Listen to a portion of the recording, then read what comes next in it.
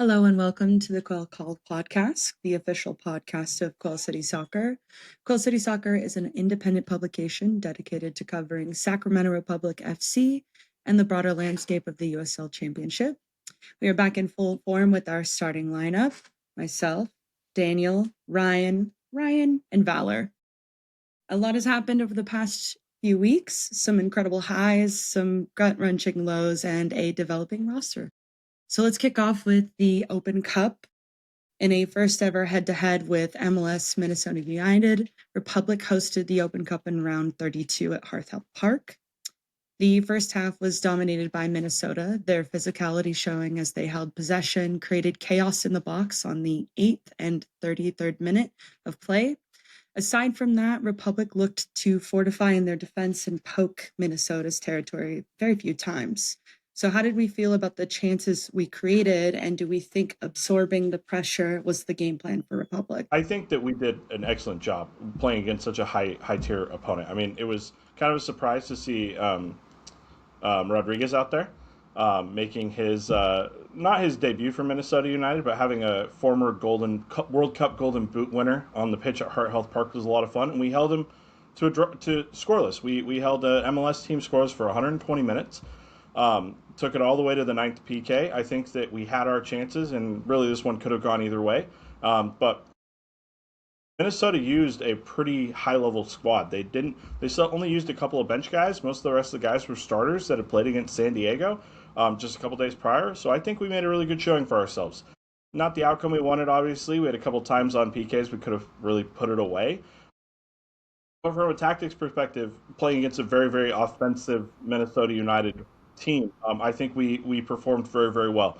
And I as disappointed I am with the result, I can't be disappointed with the performance. I think we had a good account for ourselves.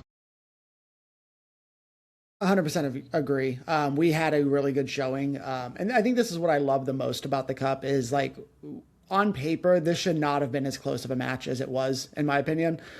This really should have been almost a washing for Republic, but we're known for going up against MLS teams and competing and most of the time knocking them out of the Cup. Not quite this time, but we're known for competing at that level. And it was an incredible match from start to finish. I think that you could tell around halftime that it was very much a 50-50 game and that we had every chance to win it, including when it got to penalties. I mean, it was our match to lose, and we lost it really when it got to penalties. I mean, we had two opportunities where we could have secured that win right there, and we let them both go, and it happens. But I can't be disappointed with the performance of the team. I am disappointed with the result, but I can't be too disappointed with the result, really. I mean, we played very well. The team looked very cohesive, and as far as like, did they intend to absorb the pressure? I think so. I think that was likely the game plan, and they did it very well.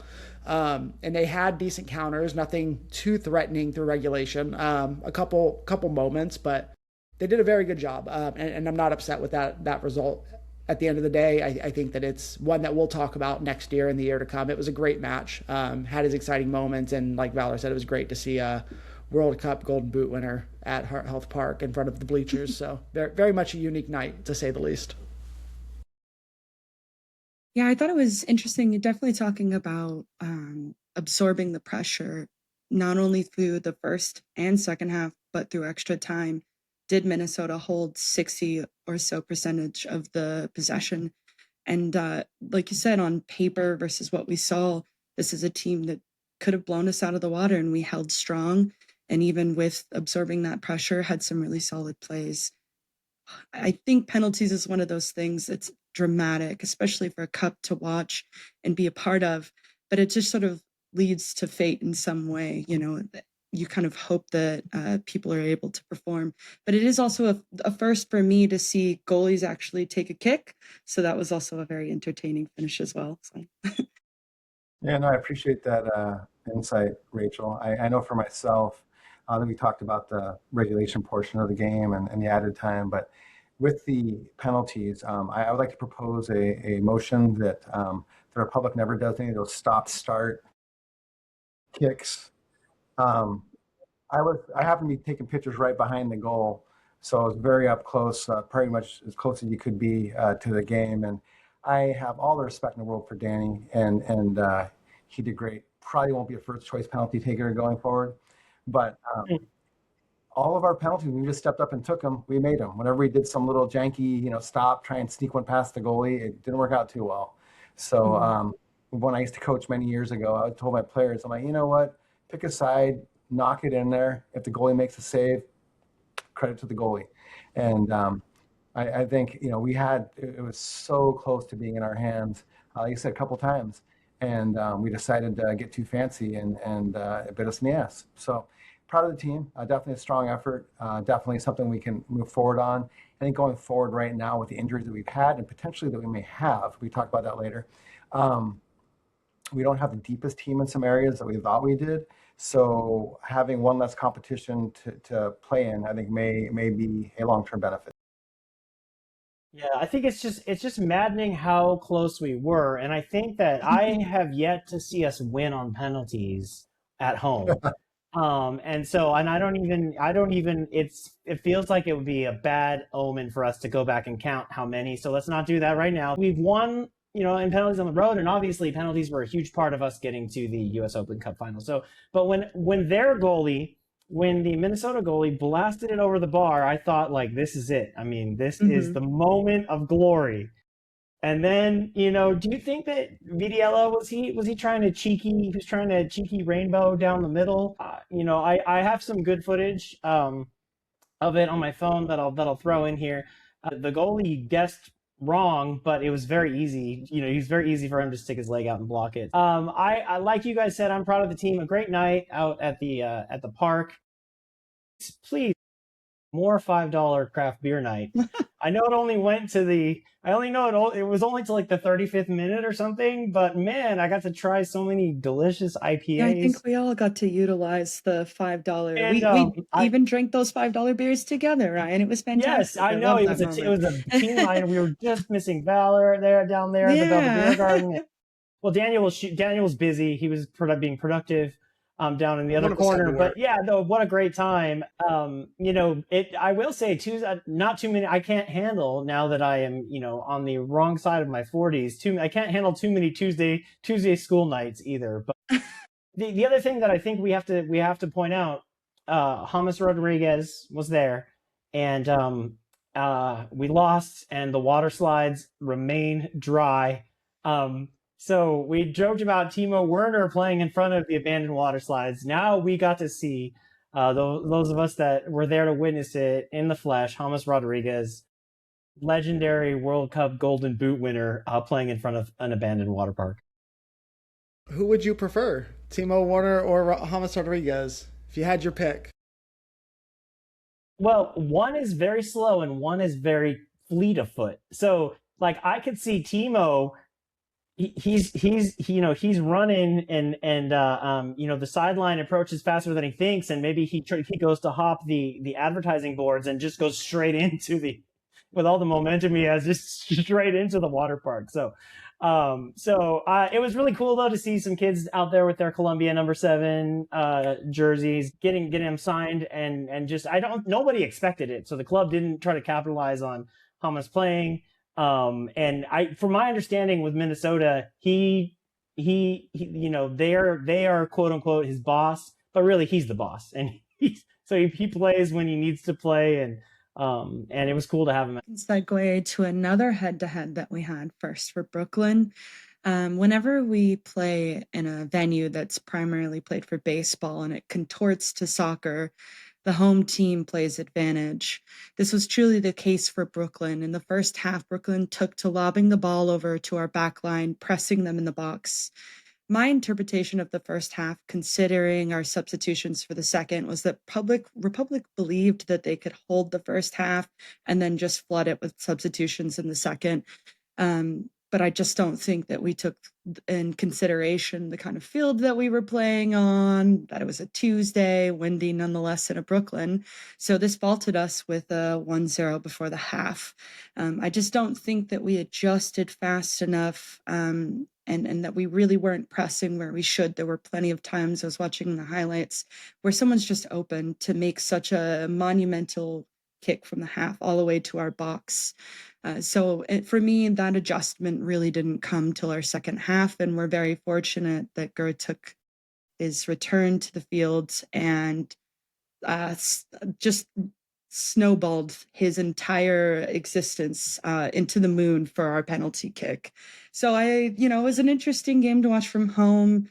The broadcast was something else. Seeing the Ferris wheel in the back was something else. And just knowing that it's a baseball field was rough to go. Yeah. Daniel, you have an opinion on that one? I do, and I've been out there to Brooklyn, and having Coney Island in the background, and having Nathan's Famous ads up there and everything. It brought back some memories and everything, but it drove me nuts because you could see, I didn't know how the pitch would affect things, but after about 5 minutes, you kind of figure it out. It looked like a grass-covered bowling alley. I mean, it was just long and skinny. And Brooklyn, I'm like, they're playing like my rec team used to play, where it just hoof it up. And we had hardly anyone from either side get through the midfield unscathed. There's so many people in the midfield that it made it incredibly hard. And Brooklyn realized that, so they were playing stuff over the top. It wasn't always successful, but it was more successful than we were. And I think, if anything, that's my criticism of this current iteration of the Republic team, is that kind of steadfast belief in we're going to play how we play and everyone else can adjust to us. If you can do that and impose your will, great. But I think what we saw was, given the way the field played, it just was not possible. We needed to adjust. We did, and open up some things in the second half, and including Jack getting that, drawing that penalty, and rolling around all the way into almost the ocean. But no shade, Jack. But no, it just, I would like to see, and it's kind of been an ongoing sort of criticism of the team, who I am very bullish on, is that they need to make adjustments quicker. They need to make substitutions quicker. And hopefully we're starting to see some of that. I know I've gotten some say so from you guys, because I'll say we either sub too fast or sub too late. And I stand by that. We either sub too fast or we sub too late. It's like we either panic sub or we wait till way too late in the match, where they just don't get an opportunity to make an impact.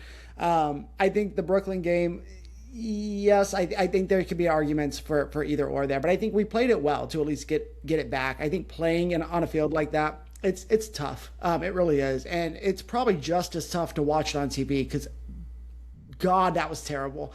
The sight lines are just horrible.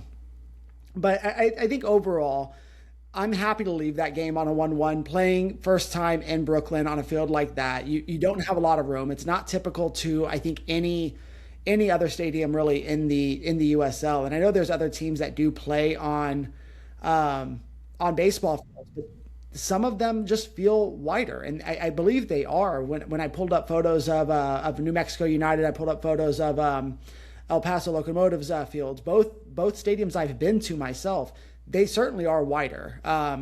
Probably not by much, mind you, but they give you a little more room to work around. Like that's a tough environment to play into. It's certainly not not due to the crowd, but it's a tough environment to play in, just because the field is very small. I really do hope that if Brooklyn stays in the league, that can't be the standard for where they continue to play. There has to be another option than that. It's horrible for us to watch from home. I can't imagine it's much better to watch in the stadium, and it doesn't look like a lot of fun to play on. So I'm happy to take a 1-1 draw on that, to be honest. Well, apparently we can poll all 50 people that were there in attendance and see what they think. So, 20 of them were Danny's family. I have to agree on the quality too of the product. And I know we've talked about this on recent podcasts, so I don't want to bring it up again. But the quality difference between like MLS or USL, or even the top level of USL to MLS. You watch a Louisville game in a 15,000 seating stadium that's brand new and it looks incredible. And then the next game, you're playing in Brooklyn and it's on a baseball field with, like you said, 50 people in attendance and a roller coaster in the background that's not operating on a postage stamp. It's not a good product or view. I do think we did a pretty good job adapting to the field in the second half. If you look at the stats on kind of where our attacking mapping was, it seems like we very much stayed to attacking on the wings, which is where we've attacked when we play at Heart Health Park, and that's what we want to do. Playing on such a small field, like you said, Dan, it really chunks up the passages, for lack of a better term. You can't really get through as easily. And Republic needed to have adapted going in with that small of a field. I agree. I don't have the empirical numbers in front of me, like Ryan as well. But I do think that it's a smaller field than Tulsa or Vegas or New Mexico, which also play in baseball fields. I did look up the stadium dimensions, and the Brooklyn baseball field does have a shorter outfield than all three of those other stadiums. The center field fence and left field fence is further in. So I do think the field is shorter, and I think Republic should have known that going in and kind of had a different game plan rather than playing down the wings like we did. But we adjusted in the second half. Like you said, I'm content with a point in that game. 3 points would have been nice, but Brooklyn's kind of coming into their own, so I'll take the point on the road.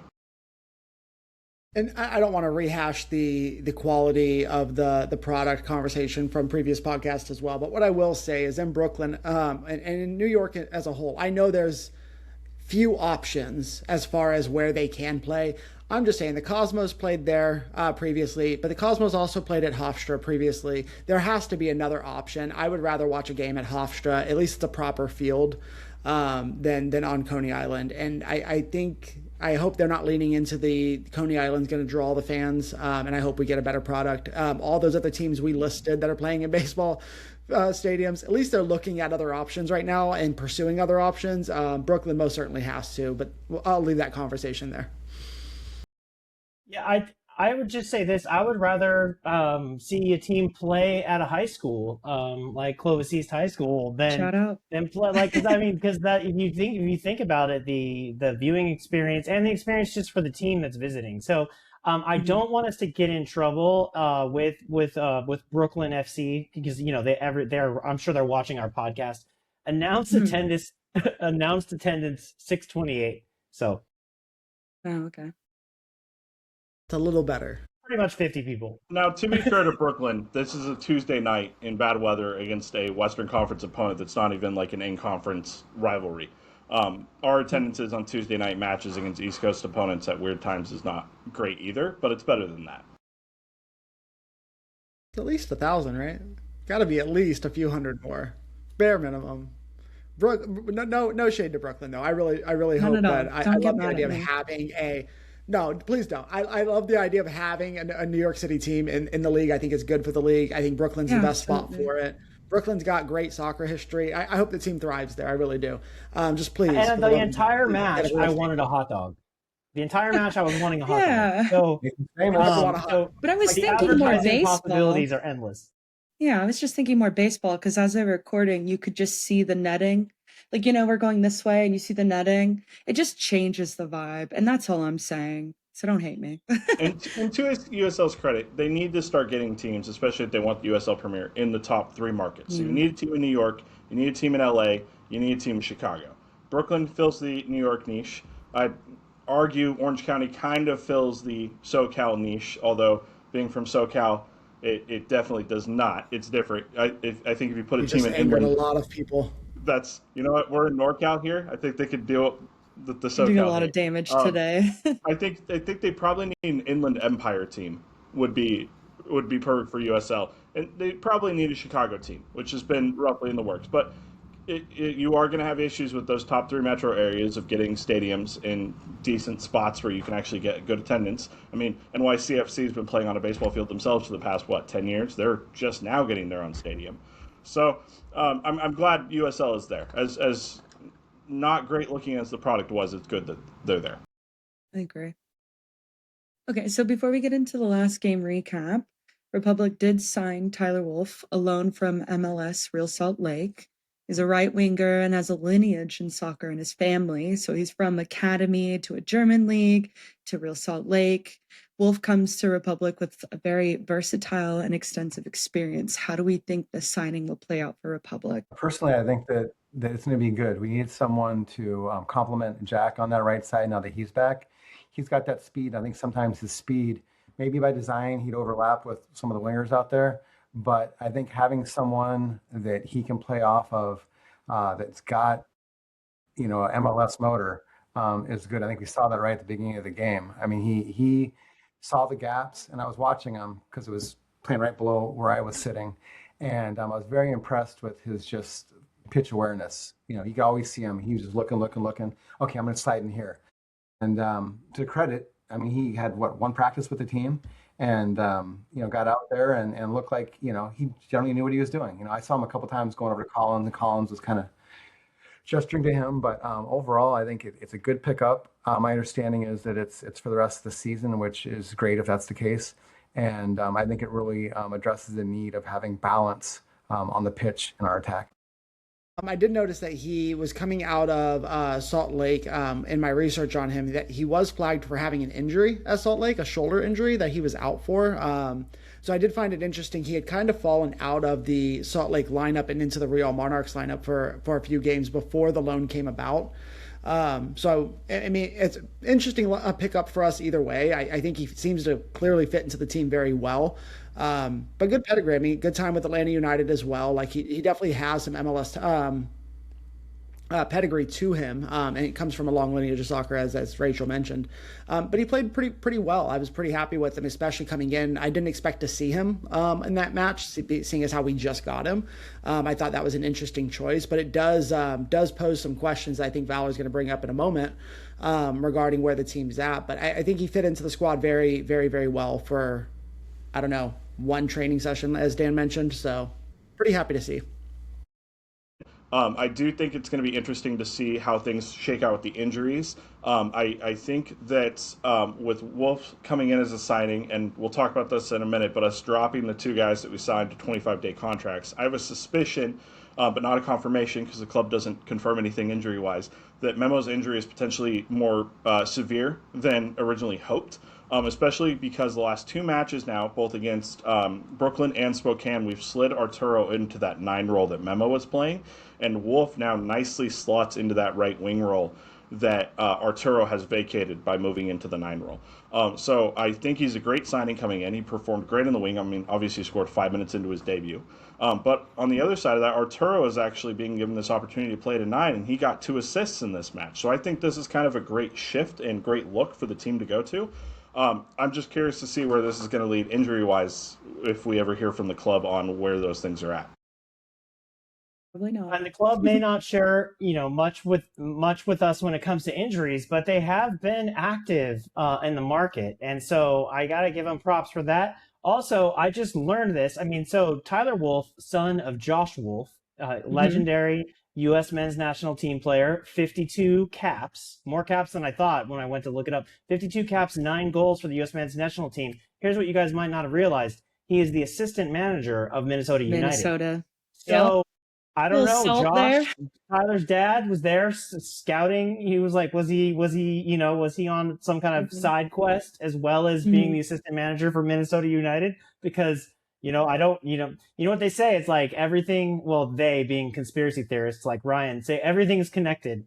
And so Josh Wolff came in. No, but I mean, so a good signing, a guy who's proved that, he had a reasonable goals per game contribution, assists and goals last season in MLS. Maybe, he needed to get some, he wasn't going to play this season or as much as he felt like he could, and so it was a great opportunity for him to come. I think what will be nice with Wolff is he brings that hunger to reach the next level that I think some of the guys on Republic don't have. I think a lot of these guys that are in their late 20s, the MLS ship has sailed. Going up a level, or even going to Europe, ship has sailed. Wolff is 22, 23. He's coming out of an MLS pedigree. He's being loaned in. He has that hunger and drive to show that he can overperform at the USLC level, so that he can get brought back into the Real Salt Lake squad or get picked up by a different MLS team. We do have a couple of young guys on the team like Wiley and Chibi, but they're a lot younger. They're not quite to that point that they're pursuing necessarily a move up to the next level. What brings in kind of an interesting attitude and motivation that I think we lack in the squad of somebody who wants to prove not just that they're good enough for USLC, but that they're too good for USLC and are ready for the next level. And that'll be really nice to have on the squad. Yeah, I agree. I think when we first started seeing the signings for this year and all of it was predominantly MLS, it really did bring some sort of discipline or sense that the tenacity of our team, the hunger that we have, will start to spread and be infectious with everyone else. And I think it has, but obviously with injuries and losses, it can shake things up. But I think it's the fact that it's MLS, it sets a precedent of what our team obviously wants to have as a goal or an expectation. But I also really like, in my, years of watching our seasons, it almost feels like by the time we've signed, loaned, whatever we've done, it was late July. Our injuries had already cost us so much that even if we had somebody like Corey Bennett or it was just too late. So them being proactive speaks volumes as well. We might not have that communication or open line from them. They're not going to tell us where Pierre Reedy is, but we can take the strides that they are taking as investment in our team and the goals that they have. Where's Reedy at? I think that's a solid question. Where is Reedy at? But also, more importantly, I mean, it's interesting to me that we are making signings still at this point in the season to sort of fill those gaps. But I know we can make the argument that maybe it's best in the long term for us, with the depth being what it is, that we're not still in the U.S. Open Cup, as Dan mentioned. I think that argument can be made. But when we're still making signings at this point in the season, and we're still trying to patch holes at this point of the season, and we're not, let's be honest, we're not seeing strong results. We're seeing results, and yes, we're not in panic mode by any means. But with us still making signings at this point in the season, picking up loans and 25-day contracts and things of that nature, if we don't close out the season strong, if we end with no, not to jump to the end of the season, but if we end with no championship, no silverware, no deep playoff run, and we are putting this kind of investment in the team, where does that ultimately leave us at the end of the season? Is that rhetorical? I think we all know where that goes. We're all going to be mad. I mean, we got Collins out on game 4. Like we all had our bets placed on that. Game 4, we got a Collins out claim already. But but sheer honesty though, if we make it to the end of the season, we're not there. I think we can all guess ultimately where that leaves us, but it doesn't leave a lot of hope. I mean, the conversation is already that we play boring, which I don't think is necessarily fair. I'm gonna be honest. I do find the games to still be quite entertaining at times. I think that the claims that we play boring are quite unfounded, but to each their own, I suppose. But I think we can all make guesses. But realistically, where does that really leave us come the end of the season if we don't start picking up results at this point? I know it's not July. We're not in panic mode yet, but July is also not far off. Midseason's not far off. We got a World Cup coming up. The attention will sway away. We'll talk about that later. But the attention will sway a little bit during that period. But if we're not picking up results by middle of the season consistently, I mean, there's got to be some hard questions there. Yeah, I think that's very valid. And if we end up where we ended up previously, with arguably one of the best coaches in the USL Championship over the formation of the league, I think that definitely says something that we're not on the right path. I will say that what I'm looking at is not so much the form of the team, but how many different players have stepped up. And I look at, if I'm going to name players I think are having a good season, now I'm looking at Willie, I'm looking at Benitez, I'm looking at Ajago, not so much the last game, where he was a little bit off on his shot and everything. Looking at Malongo, looking at Danny. We have a lot of players that are capable of playing at a high level. We just need to get them in sync. And as we know, Rachel, when we were out there before the season started, there's a lot of new players here. Mm-hmm. And I think what Collins is wanting to play is not the simplest version of soccer. So I'm okay where we are right now. I do think there's definitely room for improvement, but I see in the players that we have players that are capable of doing that. So that gives me pause to say, you know what, I think we're going to be okay. I guess I'm still bullish on the team. I will also say that during the last game, I'm right behind the Republic bench, and Collins was as hot as I think I've ever seen him with his team. I've seen him hot with El Farolito coaches, but that was a whole different story. But with the Republic team, it was I think Rachel said it was about 7 minutes in, he ripped him a new one, and he literally looked back at the bench players and go warm up. It was I don't want to see anybody. I'm pissed, and I like to see that, because I do think that one of the things I've questioned the leadership of the team for a while. Mark Anthony Kay seemed to be kind of doing more of that vocalization. If you're down there close to the pitch, you hear Danny screaming the whole game, but it's a generally quiet team. And I think Collins kind of said, okay, I've asked these players, and Desmond spoke to us about this at the preseason press conference, that he's not the real vocal guy. And there's no criticism to him, because he said that, maybe I'm not the right guy for you, coach. And coach is like, I don't need you to be all things. I need you to be you and lead by example. And he's like, I can do that. So that's how that conversation went. But I do think that Collins saw that, I'm not going to let this go too far with what I'm seeing. I need to light a fire in these guys, and I think it was the right time to do it. You only do that so many times before the players start tuning you out, and I think it was well timed. Yeah, I mean, that definitely speaks the first half. Although we did come away in the first half with 2 goals, there was some gaps. There were so many opportunities that Velocity took, and when we got that message from you about Collins sort of drilling into him, at the time, it was just being in the game and encompassing the game. I didn't think about it when I was watching the highlights. It almost like lined up perfectly where I feel like it was needed for him to make a remark to our team, because we were just playing weird and playing goofy, like 2 left feet, and you could kind of tell where it pivoted, and then we just dominated the rest of the night. But yeah, before I get too into the weeds of the USL Cup, I did want to actually toss it to Valor. Obviously, it's a little bit different from our Open Cup. This is a USL specific cup.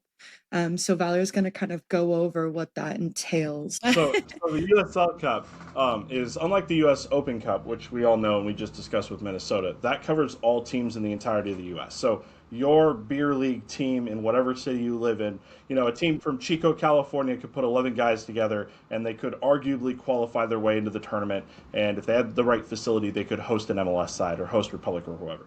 The USL Cup is a little different than that because it is specifically for USL sides. Currently, it's USL Championship and USL 1 only. USL 2 hasn't been involved yet because most of the USL 2 teams don't actually get their start for another couple of months before they're mostly a summer league. This is now the third rendition of the Cup overall. Second year, though, that we've had USLC and USL 1. First season was just USL 1 to kind of get the Cup started. And this cup is interesting because it's more in a group stage format than a straight knockout format like how the U.S. Open Cup is. So it's a little bit more like how the World Cup works. So you actually have 7 groups of 6 to 7 teams, depending on the grouping. Republic's group is Group A, and we have 6 teams in that group. And that's us, Boise of USL League 1, Monterey, Oakland, Las Vegas, and Spokane of USL League 1. And the scoring of this tournament is really interesting. The top team from every group advances to the knockout stage. So that's 7 teams, 1 team for each group. And then 1 wild card advances as the 8th team. And that's the second place team with the most points, and then inevitably it's going to be a tiebreaker, the most goals scored. So the whole tournament is incentivizing scoring as much as possible. Further, you don't actually end up with ties in this tournament. If you end up with a draw, like Las Vegas and Boise did this last week, you actually go straight to PKs. There's no extra time. You go to PKs. The team that wins on PKs gets 2 points. If you win, obviously, you get 3 points, just like in the league. But if you win on PKs, you get 2 points. If you lose on PKs, you still get a point for having a draw. And obviously, a loss in regular time is still no points. Looking at the Cup standings, Republic got very, very lucky because no other team in our group actually won their first game. Every other team has drawn. We're the only team that won. So we obviously beat Spokane. They're the only other team in the group that has also lost. But Boise and Vegas, they drew. Boise won on PKs. And Monterey and Oakland drew. And Monterey won on PKs. So we have a couple teams on 2 points in Boise and Monterey, and a couple teams on 1 point. Republic's the only team to actually get a win. So with there only being 4 games in the group stage, you don't actually play each team in your group. Even 1 loss or draw where you don't win the PK is likely enough to knock you out of the group. So getting a win with a lot of goals is a really, really crucial thing in every single game that you play. So starting it off with 4 goals on a win on Spokane is huge, especially with nobody else in the group actually picking up a win. There is one odd thing in there that I think you missed. You said every group is 6 to 7. Group 7 or the Florida group is actually a 5-team group, which is the only odd thing to me because I think there's one. Correct me if I'm wrong. You probably got it in front of you, but isn't there like one 7-team group and one 5-team group, and then everything else is a 6? Yeah, Group 4 is 7. Yeah, I don't see a 5-team group. I'm seeing the Group A is the West, and that's 6 teams. Group B, I would say, is like the Southwest. You get Orange County, New Mexico, El Paso. There's a 6-team group. Group C is Texas and then Birmingham, because why not? Group D is your Northeast. There are 7 teams. Group E is like the New York, Rhode Island area. That's 6 teams. And Group F is your Florida group. That's 6 teams. Group G is 6 teams as well with Sarasota, Jacksonville, Miami, Tampa Bay. So I'm seeing 6 on, or as the kids say, I'm seeing 6, 7 for every single one of these groups here. Yeah, that's not consistent with what it has on the USL website. They've got a number. Yeah, I think there's a miss. 7, it has 5. Interesting. Somebody messed Yeah, up. we have Group 7 with Time to Tampa call Bay, them out. Miami, Naples, Jacksonville. Whoa, Jacksonville. Jacksonville rather. Listen, it's been a long day. Jacksonville, Sarasota. So that's 5. Tampa Bay, Miami, Naples, Jackson, as I'm going to call it for now, and Sarasota is what I'm showing. I'm We seeing had the same issue last season, if you recall, where we had a difference in rules between sites. So I'm seeing South Georgia and FC Naples in that group as well. So Tampa, Miami, South Georgia. South Georgia don't exist no more. That's right. When did they fold? Maybe that's the They problem. folded They folded 12 days before the season. There it is. That's why there's a 5-team group. Yep. That's the oddity. Okay. Jeez. It takes us a while, So but we usually get there. The USL Cup Eventually. reminding USL fans which teams folded during the offseason, because inevitably you're going to have your 1 to 2 teams fold per season. I don't know. I feel like I'm rooting for South Georgia Tormenta to win the whole thing. It's a little bit random. You don't play every single team in your group. So, whoever is dodging, I think we're the shark in this group and the others are the minnows. So whichever of the minnows is dodging us during this round, then, they have maybe a little, but only one second place team gets in. So that's that really incentivizes those. We results. also are a little fortunate because we play both USL 1 teams. We just hosted Spokane and we will play in Boise for the last game of the group. And a few of the other USLC teams in our group, they only play one of them. So we are a bit fortunate that 2 of our games are against lower division opponents, where some of the other USLC teams in the group do not have that luxury. We also have the luxury of having Monterey in our group, which should be fairly beneficial, although for Oakland that did not work out in their favor this last week. Man, we're just throwing shade all over the place this episode, between Brooklyn, the SoCal, Orange County being LA, and now Monterey. We can put this on record, but Monterey is probably a USL League One roster. I'm gonna put it there. I know we drew them at home, but I think Okay, bye, Nick Ross, I guess. How dare you? I love Nick Ross. My mouth closed. Okay, so another great cosmic timing for us. We've gotten a little bit of a teaser for the kit, and I will say that something that we all discussed, and something that my brother told me specifically, we got a little tidbit of a teaser of what maybe the new kit looked like. It was a stock footage of Freddie Kleeman that was used for a starting lineup, and I feel as though this is the same collar-esque white fold kit. So we will see tomorrow, but I already have my money ready to go. I'm excited. What are everybody's thoughts on our kit? Well, first thing, and Ryan, maybe you can throw up a little picture of the graphic. They used Kleeman for a team of the week, and he had the red collar on. Shout out to Thomas Van Bergen for picking that up. Full name, my God. Full name drop there for him. But I've said for 5-6 years now, as soon as we get a collar kit, they can have all my money. So I will be purchasing tomorrow morning. You having a Monday to Friday kit, one for each day type of thing? There you go. Yeah, we've got to get multiple. I need one for when I play football, one for when I'm watching games. I'm all in. If we're handing out props, we also have props to the marketing team for putting the beanies on sale during the match on Saturday, because it was chilly out there.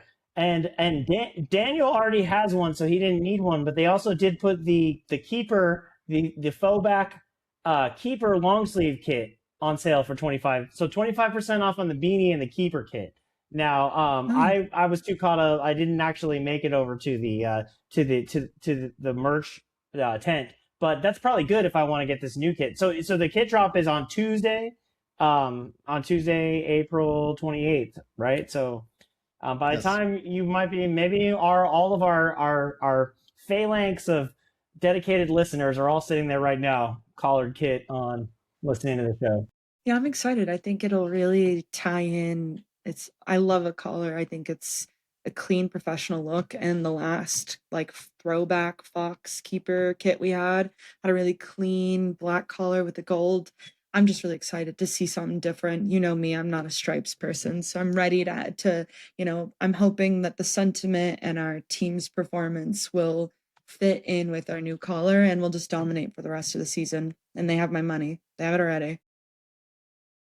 I know a lot of people will disagree with this, but I love the alternating new kits every season. I don't need to be blowing money on 2 new jerseys every single season, because I will, and I 100% will. And if the marketing team's listening, please don't take that as a cue. I love the alternating options, and I know a lot of people aren't. I know, Rachel, you weren't a big fan of the hoops. I loved it. I love a good hooped kit. That's probably one of my favorite jerseys in a long time. The only thing better is the 2014 for me. But I am very much looking forward to something different as well. And I know that unpopular opinion as well. A lot of people hate the collars on the Hummel kits. Maybe an actual collar will help settle them down. Maybe it'll be good. I'm a big fan of everything that Hummel's done so far. After the first year, let me rephrase that. Second year on with Hummel, I'm a big fan of everything they've done. I don't think they've dropped a bad kit for me yet. So very much looking forward to it. I'll be picking it up as well. They can have my money for 1 kit per season, just one. If I could, I wanted to, if we're going to move away from the last game, I will say that I did have a concern, and that was Kleeman came out, and we've already had, obviously, Timmer's been out the whole season. And our options at center back are, to be candid, limited. And they put Chibi out there. I thought he did a good job. But then I saw Lee was holding his head at one point, and he came out and went back in. But I'm like, okay, he's had multiple concussions over his period of time here at the Republic. If he and Freddie are out, we're screwed. Those guys, I mean, I honestly think they're probably the most underrated portion of our team. When you look at what people in the league talk about Danny, talk about Jack, rightfully so. But those 2 guys, I think, are as good as any pairing across the league.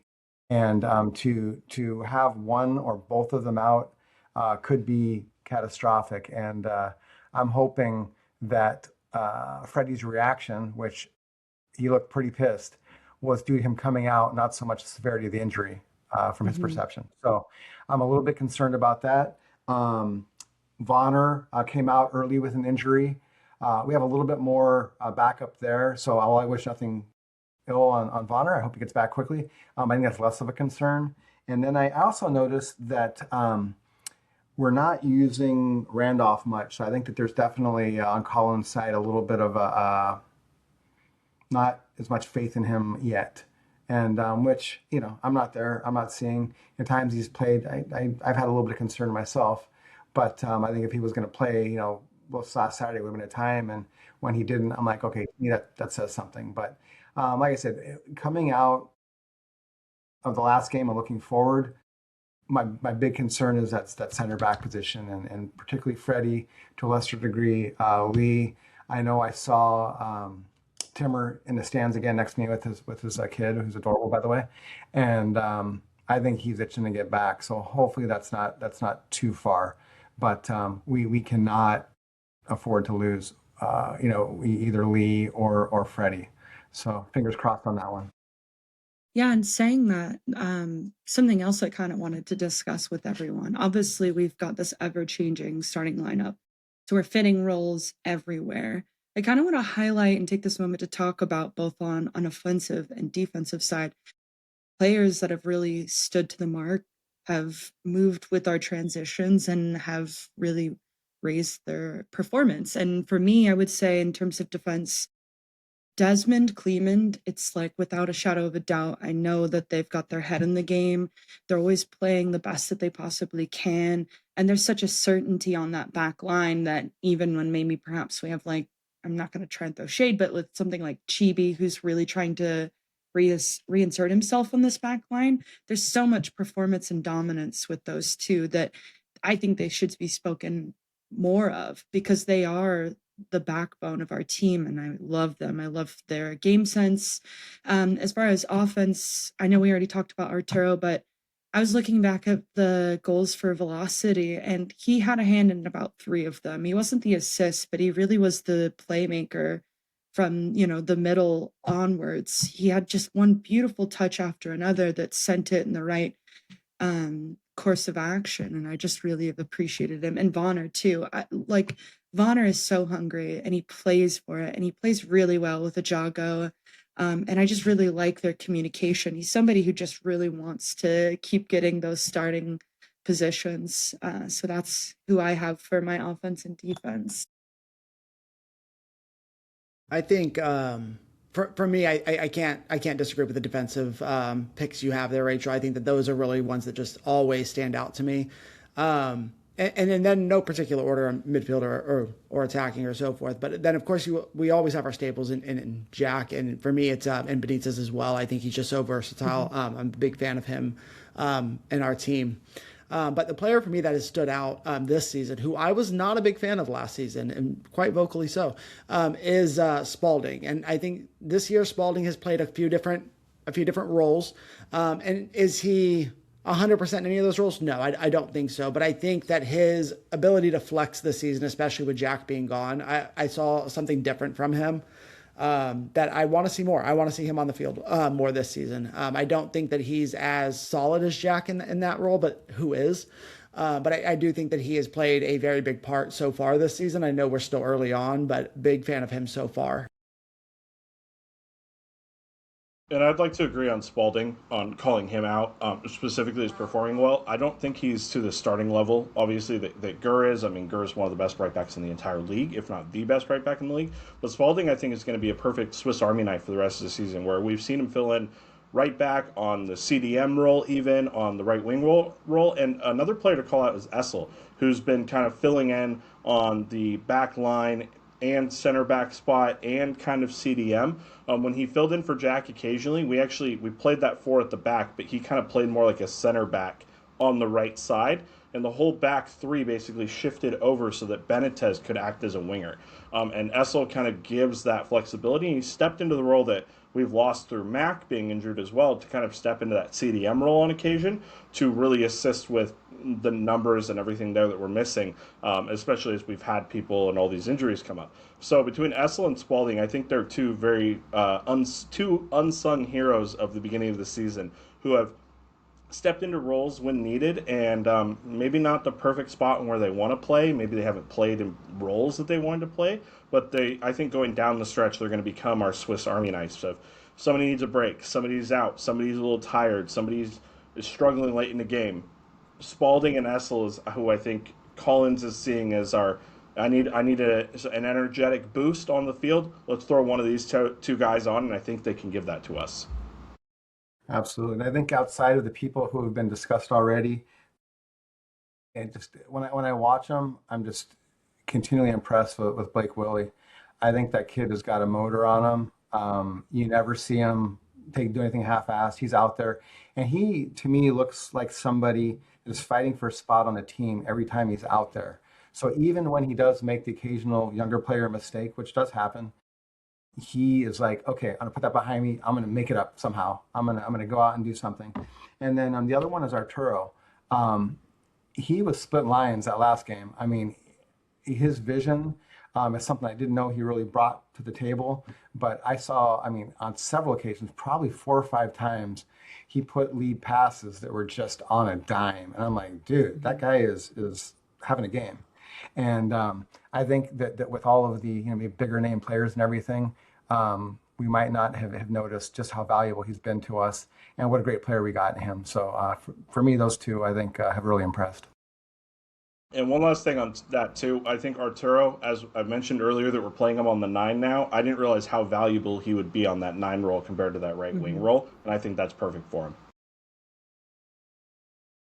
With that, this is the outro. Thanks for joining us, and as always, don't forget to check out our website regularly as we report on Sac Republic news as it happens in real time. If you want to support our work, please consider buying something from the Quail City Exchange. Incredible stuff. I hear that we might be getting a Quail Call merch coming soon. If not, you didn't hear it from Less me. than 2 weeks. Less than 2 weeks. In due time, you can support our work directly by buying merch for the Quail Call or for Quail City Soccer. Also, remember to subscribe to our podcast if you feel extra nice, leave a review, maybe a comment if you have a question for next time. I don't know. Give us a like. I like it. Mailbag episode coming. All right, until next time, I'm Rachael, and this is the Quail Call.